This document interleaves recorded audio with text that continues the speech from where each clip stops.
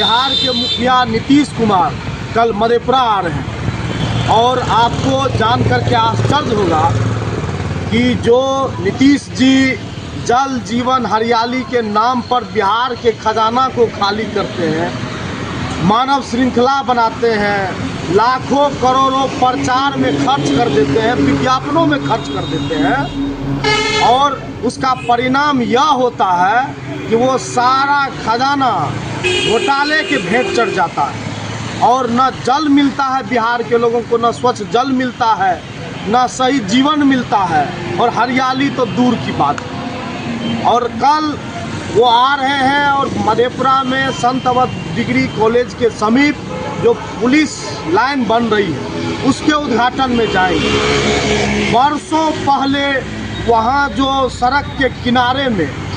दर्जनों पेड़ लगाए हुए थे, मोटे मोटे फलदार पेड़ लगाए हुए थे, उनको किस प्रकार से बेरहमी से काटा गया और केवल इसलिए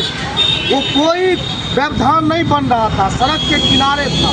लेकिन जिला प्रशासन, सरकार के अधिकारी की संवेदनहीनता, सरकार के लोगों की संवेदनहीनता दिखी कि उस वृक्ष को धराशायी कर दिया। इनके जल जीवन हरियाली से एक भी पौधे खड़े नहीं हो पाए, लेकिन जो पौधे पहले से लगे हुए हैं, जो वृक्ष लगे हुए हैं, वहाँ की जो खिलाड़ी वहाँ खेलते थे, किसान जो वहाँ काम करता था, तेज धूप में वो उनके लिए आसरा होता था। उन सभी वृक्षों को, दर्जनों वृक्षों को जो बड़ी बेरहमी से काट दिया गया। और आपको मालूम होगा कि इस देश में शायद नीतीश कुमार पहले ऐसे नेता रहे होंगे जिनके कथनी और करनी में आसमान धरती का फर्क होता है, जिनके विचारधारा और सिद्धांत में और उनके द्वारा कार्यों में कोई तालमेल नहीं होता है।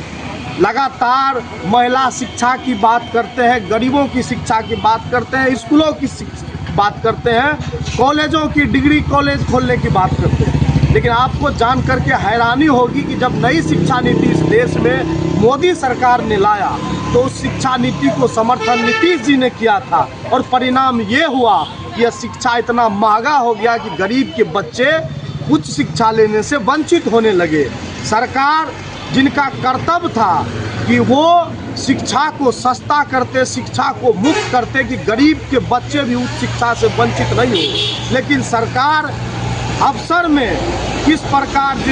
जो पिछले जो उनके सहयोगी रहे हैं मोदी जी, वो लगातार कहते हैं कि आपदा को अवसर समझिए, और किस प्रकार से बिहार सरकार ने इस महंगी शिक्षा को अपने अवसर के रूप में लिया।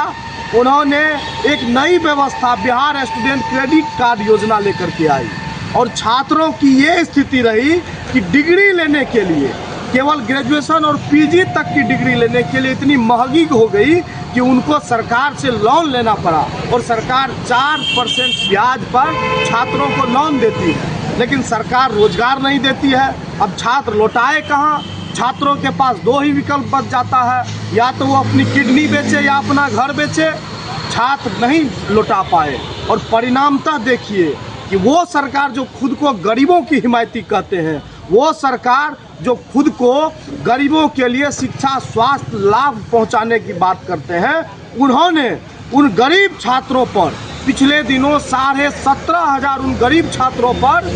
मुकदमा दर्ज किया जो स्टूडेंट क्रेडिट कार्ड के तहत लोन तो लिया लेकिन उनको वापस नहीं किया गया। निश्चित रूप से आज नीतीश कुमार की स्थिति जो भी रही हो, लेकिन